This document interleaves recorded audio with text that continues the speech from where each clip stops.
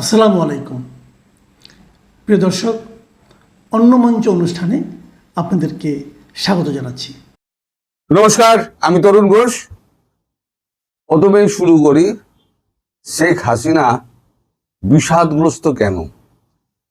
তিনি বিষাদগ্রস্ত এই কারণে, প্রায় 2 দশক, প্রায় 17 বছর মানে প্রায় 2 দশক তিনি প্রধানমন্ত্রী হিসেবে দেশ চালিয়েছেন। এখন দেশের সামনে যে কঠিন চ্যালেঞ্জ, সেটাও কিন্তু উনি মর্মে মর্মে বুঝতে পারছেন। এখানে বসে উনি সব খবর পান, 5 মিনিটের মধ্যে সব খবর চলে আসে দেশ থেকে। তো সামনে যে কঠিন অবস্থা, সেই অবস্থার পরিপ্রেক্ষিতে তিনি খুব বিষণ্ণ এবং বিষাদগ্রস্ত আরো কারণ আছে। সেটা হচ্ছে, বাংলাদেশ এখন একটা অস্থির পরিস্থিতির মধ্যে দিয়ে যাচ্ছে। এইভাবে যে 6টা মাস আজ চলতে থাকে, তাহলে বাংলাদেশে দুর্ভিক্ষ অনিবার্য, কেউ ঠেকাতে পারবে না। এরকম আরো প্রসঙ্গ রয়েছে, আমি সেই প্রসঙ্গগুলো বলে গেলে এখন ভিডিও অনেক লম্বা হয়ে যাবে, আপনাদের আমি ধৈর্যচ্যুতি ঘটাতে চাই না। এবারে আসি, তিনি প্রফুল্ল কি কারণে? তিনি প্রফুল্ল এই কারণে যে তিনি যা বলতেন তখন সব বিষময় মনে হতো। তিনি স্বৈরাচারী, তিনি বাংলাদেশকে ভারতের হাতে বেঁচে দিয়েছেন, তিনি একেবারে টনে টনে গ্যাস একেবারে বাংলাদেশকে ভারতকে পাচার করে দিচ্ছেন বাংলাদেশ থেকে। এরা হাজারো অভিযোগ তার বিরুদ্ধে। কাগজ কিন্তু কলম খুলে লিখত, আর সোশ্যাল মিডিয়া যারা চালান তারা সব একেবারে মুখর হয়েছিল তার সমালোচনায়। এখন যদিও সবাই পাল্টি খেয়ে গেছে, ঝাড় খাওয়ার পর সব সোশ্যাল মিডিয়া যারা দেখছেন না, এককালে কিন্তু ইউনূসের মাথায় ছাতা ধরেছিলেন তখন, এখন সব তারা পাল্টি খাচ্ছেন। কিন্তু আমি আমার অবস্থান বদলাইনি। আপনারা আমাকে যাই গালাগালি দিন না কেন, আমি আমার অবস্থান বদলাইনি। তো এখন তিনি যখন বলেছিলেন যে আমাকে একটা বিদেশি সংস্থা, বিদেশি সাদা চামড়ার মানুষ আমায় বলেছিলেন সেন্ট মার্টিন দ্বীপটা আপনি দিয়ে দিন, আমি মুখের ওপর না বলে দিয়েছিলাম। পিটার হাস তার পেছনে চাকর বাকরের মতো ঘুরে বেড়াতেন, আপনারা সবাই জানেন, আমার বলার প্রয়োজন নেই। এখন এই যে ডিপ স্টেটের ব্যাপারটা, সেই ব্যাপারটা কালকে ফাঁস করে দিয়েছেন আমাদের 26 অক্ষরের আসিফ মামুর সজীব ভুঁইয়া। এখন আমার মনে পড়ে গেছে নামটা, এতবার উচ্চারিত হয়েছে, নামটা এখন আমার মুখস্থ হয়ে গেছে। এই 26 অক্ষর কালকে একদম পরিষ্কার বলে দিয়েছে যে এর পেছনে ডিপ স্টেট ছিল, এবং ডিপ স্টেট কাদের কাদের মাধ্যমে এই বিপ্লবটা ঘটিয়েছে।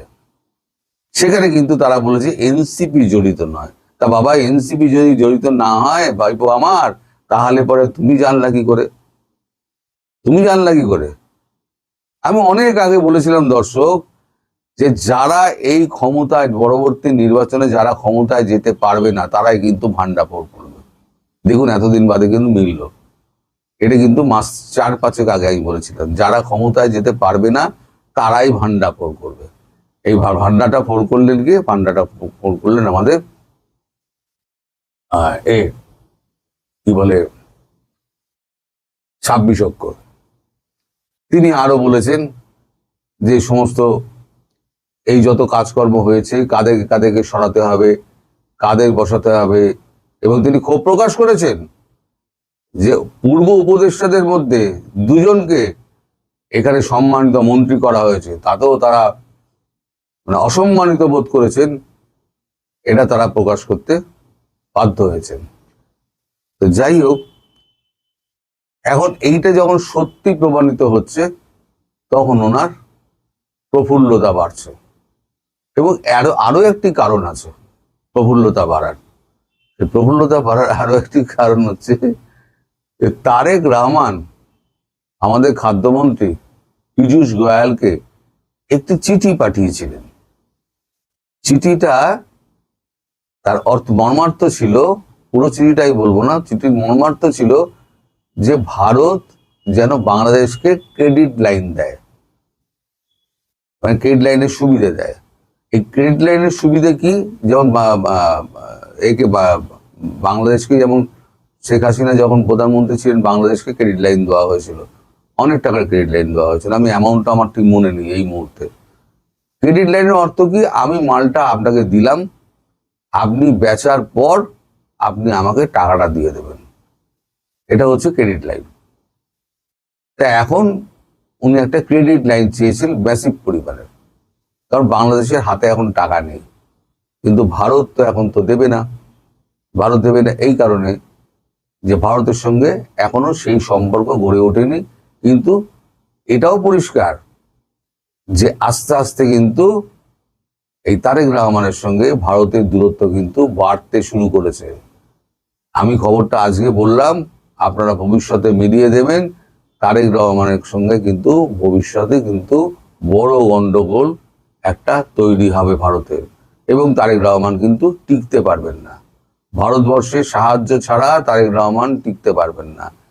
তো যাই হোক, এখন এই যে আমাদের 8 তারিখে যে খলিলুর রহমান আসছেন, যিনি আমাদের দেশে জয়শঙ্করের সাথে দেখা করতে মরিশাস যাওয়ার পথে, সেখানে তার জন্য কিন্তু বিশেষ প্রশ্নমালা তৈরি করা আছে, অনেক প্রশ্ন তৈরি করা আছে। যেমন একটা আমি বলছি, উনি 12 ঘন্টার নাম করে উনি 3 দিন কাটালেন তার্কিতে কাটিয়ে ভারতের যে সমস্ত শত্রু যারা যে সমস্ত কোম্পানি রয়েছে, লোন কোম্পানি রয়েছে, তাদের সঙ্গে উনি বৈঠক করেছেন।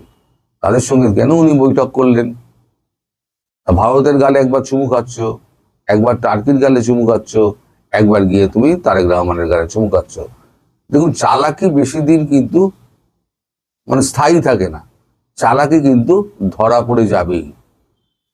এখন তার সেই প্রশ্নের সমস্ত উত্তর দিতে হবে তাকে। আর যদি তিনি না আসেন, এড়িয়ে যান, সেটা আলাদা কথা। কিন্তু উনি পররাষ্ট্রমন্ত্রী হিসেবে উনি দেখা করতে চেয়েছিলেন, এবং ভারতের পররাষ্ট্রমন্ত্রী জয়শঙ্কর তিনি দেখা করতে চাইছেন এবং প্রস্তাবে সায় দিয়েছেন। তখন তিনি না যদি আসেন, তাহলে ভবিষ্যতে আর দেখা পাবেন না, মরে গেলেও আর দেখা পাবেন না। এখন প্রফুল্লতার আরো একটা কারণ হচ্ছে এই যে খাদ্যমন্ত্রীকে যে চিঠিটা দিয়েছিল ক্রেডিট লাইনের জন্য, সেটা পত্রপাঠ নাকচ করে দেওয়াতে তিনি অত্যন্ত খুশি। তিনি জানেন যে দেশবাসীকে অনেক কষ্টের মুখে পড়তে হবে, তিনি জানেন। তো তিনি এটাও দেখতে চান যে এই যে প্রায় 2 দশক 17 বছর মহিলা প্রধানমন্ত্রী থাকাকালীন অনেকের গায়ে অনেক জ্বালা হয়েছিল, তখন সবকিছু ভারতকে বেছে দেওয়া হচ্ছে। ভারতের উন্নয়নের পেছনে বাংলাদেশ, আচ্ছা কি বলে, পদ্মা ব্রিজ যে তৈরি করেছিলেন এত কষ্ট করে, সেটা নাকি কোনো মূল্যায়িতই হয়নি। ওটা নাকি তো অকেজ, ওটা করার কোনো দরকার ছিল না। কিন্তু প্রধানমন্ত্রী শেখ হাসিনা কিন্তু বুঝেছিলেন যে দেশকে এগিয়ে নিয়ে যেতে গেলে সেটা হচ্ছে আগে রাস্তাঘাট ঠিক করতে হবে, দূরত্ব কমাতে হবে, যেটা ভারত করে। তো এখন শেখ হাসিনা তিনি সুস্থ আছেন, তিনি ভালো আছেন, এবং তিনি বেশ মজা ভোগ করছেন। তিনি বলছেন যে আরো একটু পুরুষ প্রধানমন্ত্রী হিসেবে তারেক রহমান দেশ চালাতো। আমি তো মহিলা প্রধানমন্ত্রী ছিলাম, মেয়েদের উপরে প্রচুর রাগ। তা একটা মহিলা প্রধানমন্ত্রী দেশকে এই উন্নতি শিখরে নিয়ে গিয়েছিল, তাকে দেশ থেকে তাড়ানোর জন্য ডিপ স্টেটের পয়সা খেয়ে এরা আমাকে উৎখাত করার চেষ্টা করেছে। তা এখন তো পুরুষ প্রধানমন্ত্রী আছে, তিনি দেশ চালান। আমিও 6 মাস দেখি কেমন দেশটা চলে। যখন দুর্ভিক্ষ লাগবে, তখন দেশের লোক যখন লাঠি বাঁশ নিয়ে নামবে, তখন বুঝে যাবে যে তারেক রহমান কত বড় তিনি ধৈর্যশীল মানুষ, এবং তিনি কতটা কন্ট্রোল করতে পারেন। আপাতত এর বেশি আমি আর কিছু বলবো না। আমি এমনিই বলেছিলাম শেখ হাসিনা নিয়ে কোনো কথা আমি বলবো না, কিন্তু যেহেতু ওই 26 অক্ষর নামটি সমস্ত ফাঁস করে দিয়েছে, তাই আমি এই কথাটি বললাম। এবং তিনি যে প্রফুল্ল এবং বিষাদময়, সেই খবরটিও কিন্তু আমি পেয়েছি বলেই আপনাদের জানালাম। ডিপ স্টেট কারা সেটা তো আসিফ মাহমুদ সজীব ভুইয়ার পরিষ্কার করা উচিত। প্রধানমন্ত্রী তারেক রহমান যে নিশ্চিতভাবে জানেন কারা বাংলাদেশের সেই ডিপ স্টেট যারা আসিফ মাহমুদ সজীব ভুইয়াদের, ইউনূস সাহেবদেরকে রেখে দিতে চেয়েছিলেন 2029 পর্যন্ত, সেটা যে তারেক রহমান জানেন, কারণ তারাই যে তারেক রহমানের আশাটা বাধাগ্রস্ত করছিলেন সেটাও পরিষ্কার করেছেন এনসিপির এই নেতা। বাংলাদেশে 2024-এর 5ই আগস্টের পর থেকে শেখ হাসিনা সরকারকে ক্ষমতাচ্যুত করতে ডিপ স্টেট কি ভূমিকা রেখেছিল, বা ডিপ স্টেটের ভূমিকাতেই বাংলাদেশের রেজিম চেঞ্জ ঘটে গেল কিনা, শেখ হাসিনা সরকারের পতন হলো কিনা, তা নিয়ে আলোচনা দেশে বিদেশে এমন তুঙ্গে উঠেছিল যে অনেকের আপনাদের মনে থাকবে, এমনকি প্রেসিডেন্ট ট্রাম্প ক্ষমতা গ্রহণের পর ওয়াশিংটনে প্রধানমন্ত্রী মোদি আর প্রেসিডেন্ট ট্রাম্পের মধ্যকার বৈঠক শেষে সাংবাদিকরা প্রশ্ন করে বসেছিলেন প্রেসিডেন্ট ট্রাম্পকে যে ডিপ স্টেট ভূমিকা রেখেছিল কিনা মার্কিন ডিপ স্টেট বাংলাদেশে শেখ হাসিনা সরকারের পতন ঘটাতে। প্রেসিডেন্ট ট্রাম্প সেটা তখন হেসে অস্বীকার করলেও তিনি নিজেই আবার এই খবর নিয়ে হাজির হন সংবাদ মাধ্যমের সামনে যে এক বাংলাদেশেই নাম না জানা এক এনজিওকে $30 মিলিয়ন দেওয়া হয়েছিল। IRI এর মতো মার্কিন যুক্তরাষ্ট্রের গুরুত্বপূর্ণ থিঙ্ক ট্যাঙ্কগুলো হাজার হাজার ডলার, লাখ লাখ ডলার খরচ করছিল বাংলাদেশের গণতন্ত্র শক্তিশালী করতে।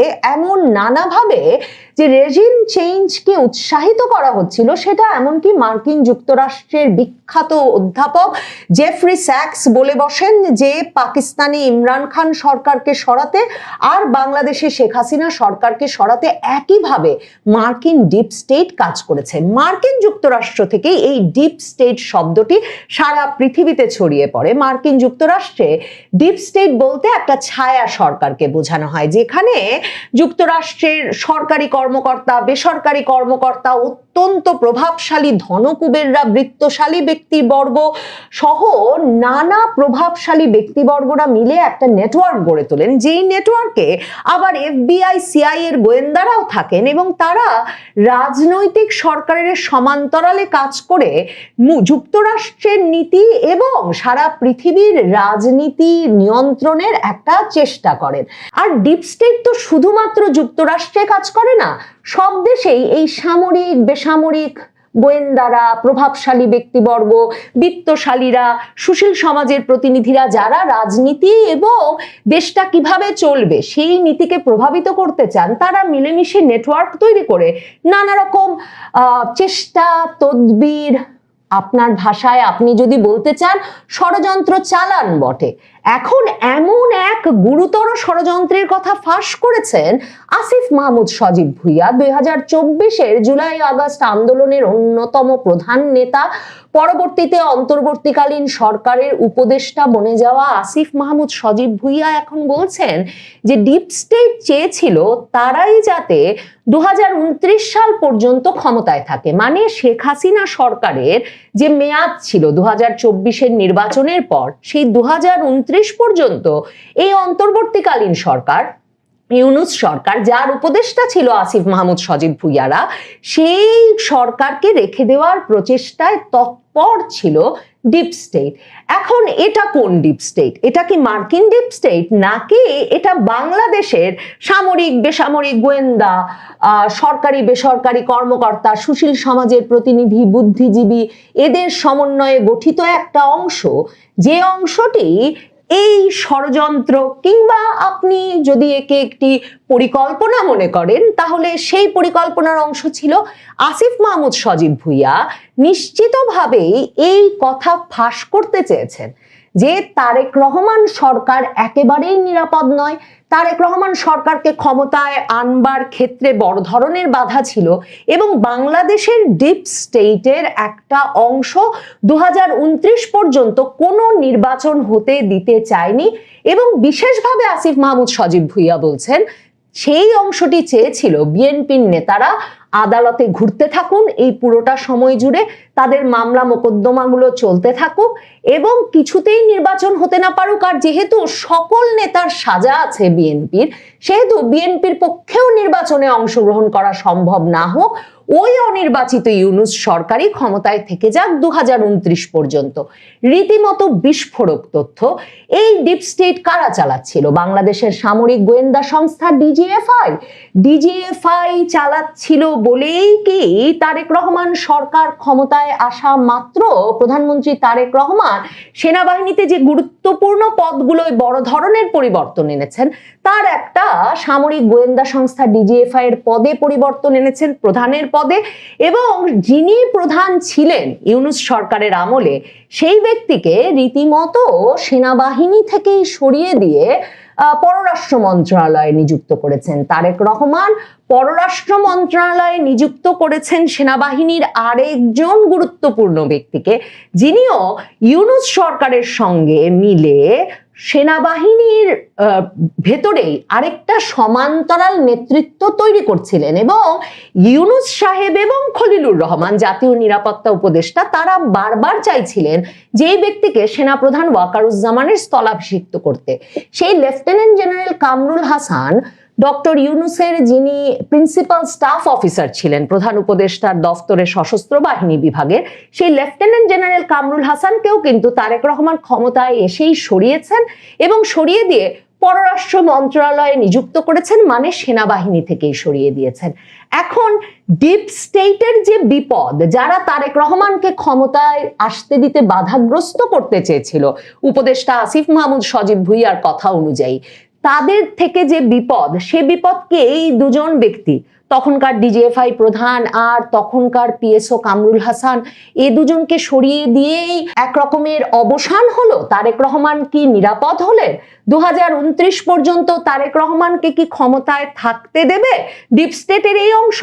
আসিফ মাহমুদ সজীব ভুঁইয়া বলছেন, জাতীয় নাগরিক পার্টির এই মুখপাত্র, তিনি মহান স্বাধীনতা দিবস উপলক্ষে এনসিপির কেন্দ্রীয় কার্যালয়ে অনুষ্ঠিত এক বিশেষ আলোচনা সভায় বলে বসেন যে ডিপ স্টেট তাদেরকে 2029 সাল পর্যন্ত ক্ষমতায় থাকার প্রস্তাব দিয়েছিল। আসিফ মাহমুদ সজীব ভুঁইয়া বলেন, আমরা যখন সরকারের দায়িত্বে ছিলাম, অন্তর্বর্তী সরকারের শুরুর দিকে আমাদেরকে বিভিন্ন শক্তিশালী ইনস্টিটিউশন, যাদেরকে ডিপ স্টেট বলা হয়, তাদের থেকে আমাদের অফার করা হয়েছিল, আপনারা শেখ হাসিনার যে মেয়াদ আছে 2029 সাল পর্যন্ত শেষ করেন, আমরা আপনাদের সহযোগিতা করব।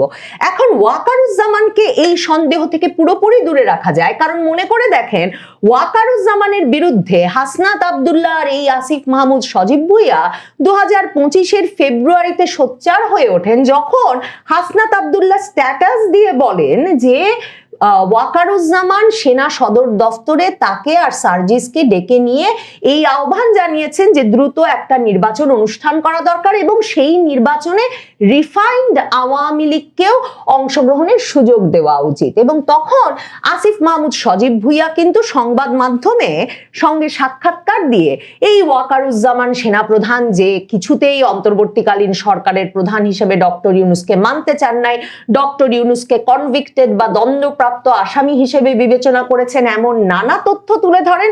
কাজেই ডিপ স্টেটের অংশ যে সেনা প্রধান ছিলেন না, সেটা একরকম নিশ্চিত করে বলা যায়, যেহেতু বরাবর এই উপদেষ্টা আসিফ মাহমুদ সজীব ভুঁইয়া সেনাপ্রধান ওয়াকারুজ্জামানকে এমনকি দিল্লির লোক হিসেবে অভিহিত করেও স্ট্যাটাস দিয়ে এসেছেন। তাহলে ডিপ স্টেট কারা, সেটা তো আসিফ মাহমুদ সজীব ভুঁইয়ার পরিষ্কার করা উচিত। প্রধানমন্ত্রী তারেক রহমান যে নিশ্চিতভাবে জানেন কারা বাংলাদেশের সেই ডিপ স্টেট, যারা আসিফ মাহমুদ সজীব ভুঁইয়াদের, ইউনূস সাহেবদেরকে রেখে দিতে চেয়েছিলেন 2029 পর্যন্ত, সেটা যে তারেক রহমান জানেন, কারণ তারাই যে তারেক রহমানের আশাটা বাধাগ্রস্ত করছিলেন, সেটাও পরিষ্কার করেছেন এনসিপির এই নেতা আসিফ মাহমুদ সজীব ভুঁইয়া। বলেন, ডিপ স্টেটের কিছু শর্ত ছিল, তাদেরকে কিছু কিছু জায়গায় সুবিধা করে দেওয়া, ফ্যাসিলিটেট করা। তারা রোড ম্যাপ করে নিয়ে এসেছিল যে বিএনপি নেতাদের তো সাজা আছে, সাজা থাকলে সাধারণভাবে নির্বাচন দিলেও তারা নির্বাচন করতে পারবে না, আদালতের তারিখ ঘুরিয়ে ঘুরিয়ে তাদের সাজাগুলো আদালতের মাধ্যমে দীর্ঘ করা, প্রধানমন্ত্রী তারেক রহমানের নিজের নামে সাজা ছিল, তিনি যদি সাজাপ্রাপ্ত অবস্থায় থাকতেন নির্বাচন হলেও তিনি অংশ নিতে পারতেন না। তারা ডিপ স্টেট পুরো স্ট্র্যাটেজি আমাদেরকে সাজিয়ে দিয়েছিল কিভাবে ক্ষমতায় থাকা যায়, তাদের সঙ্গে এক ধরনের দর কষাকষির সমঝোতার ভিত্তিতে আমরা সেটাতে সায় দিইনি। সকলের মনে থাকবে অসংখ্যবার আলোচনা করেছি যে 21শে আগস্ট হচ্ছে 21শে আগস্টের যে মামলা তারেক রহমানের বিরুদ্ধে, সেই মামলাটি সবচেয়ে বড় দর কষাকষির একেবারে সূত্র হয়ে উঠেছিল ইউনূস সরকারের জন্য। 2025-এর সেপ্টেম্বরে এসে তারেক রহমান, লুৎফুজ্জামান বাবর এরা আপিলের রায়ে খালাস বহাল থাকে বটে তাদের 21শে আগস্ট মামলাতেও, কিন্তু মনে রাখতে হবে সরকার পক্ষ রিভিউ করার সুযোগটা কিন্তু খোলা রাখেন এবং এরপরেও 2025-এর সেপ্টেম্বরে খালাসের রায় বহাল থাকলেও বলা হয় পূর্ণাঙ্গ রায় পাওয়ার পর রাষ্ট্র সিদ্ধান্ত নেবে যে আপিল তো তারা আগে করেছেই খালাসের রায়ের বিরুদ্ধে, এবং সেই শুনানি চলে কয়েক মাস ধরে তারেক রহমানের বিরুদ্ধে 21শে আগস্টের মামলা চলতে পেরেছে এবং তারেক রহমানের দেশে ফেরা বাধাগ্রস্ত হয়েছে। কিন্তু সেপ্টেম্বরে যখন খালাসের রায় বহাল রাখা হয় তখনও রাষ্ট্রপক্ষ বলে যে পূর্ণাঙ্গ রায় দেখে তবে সিদ্ধান্ত নেবে যে রিভিউ করবে কিনা। তার মানে আদালতে ওই যে ঘুরতেই থাকবেন এবং সাজার কারণে নির্বাচনের জন্য বিএনপিকে প্রস্তুত করা যাবে না, সেই কাজ চালিয়ে কিন্তু মোটামুটি 1 বছরের বেশি সময়, যে 1.5 বছর ধরে 2024-এর আগস্টের পর ডিসেম্বর পর্যন্ত যে তারেক রহমান ফিরতে পারলেন না, সে ঘটনাটি যে ঘটতে পারলো তার পেছনে কিন্তু এই সূত্র, এই ষড়যন্ত্র, এই পরিকল্পনার বাস্তবায়নের পূর্ণাঙ্গ চিত্র দেখা যায়।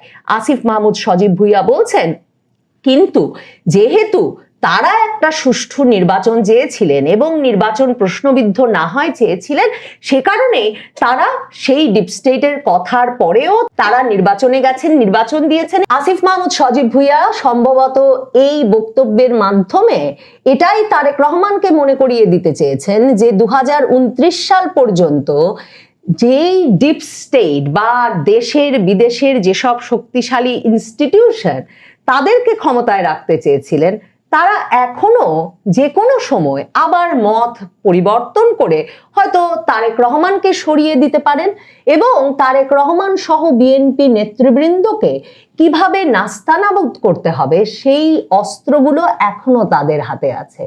হায় হায় করছেন আর আসিফ মাহমুদ সজীব ভুইয়ারা বোধহয় ভাবছেন যে কিভাবেই বা তারা ক্ষমতার কেন্দ্রে পৌঁছে গিয়েছিলেন আর কিভাবে তারা ক্ষমতার বলয় থেকে এতটা দূরে ছিটকে পড়লেন।